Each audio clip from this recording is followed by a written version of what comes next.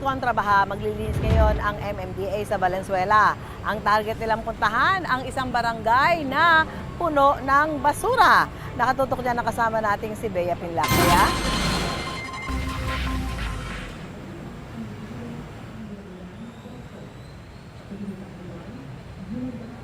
Susan, ito yung itsura ng estero dito sa Barangay Malanday, Valenzuela na nililinis ngayong araw bilang bahagi ng bayanihan sa estero program ng gobyerno.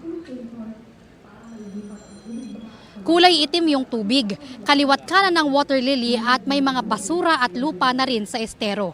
Ito yung lilinisin ngayong araw na pangungunahan ni MMDA Chairman Attorney Don Artes at iba pang kawani ng MMDA. Nandito na ngayon sina Valenzuela City Mayor Wes Gatchalian at MMDA General Manager Nicolas Torre III para suriin yung estero at yung paglilinis dito.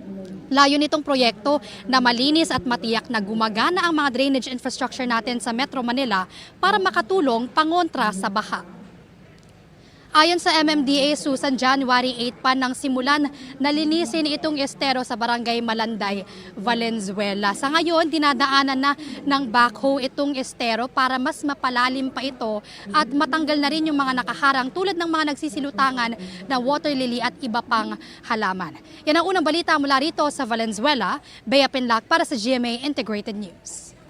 Gusto mo bang mauna sa mga balita? Mag-subscribe na sa GMA Integrated News sa YouTube at tumutok sa unang balita.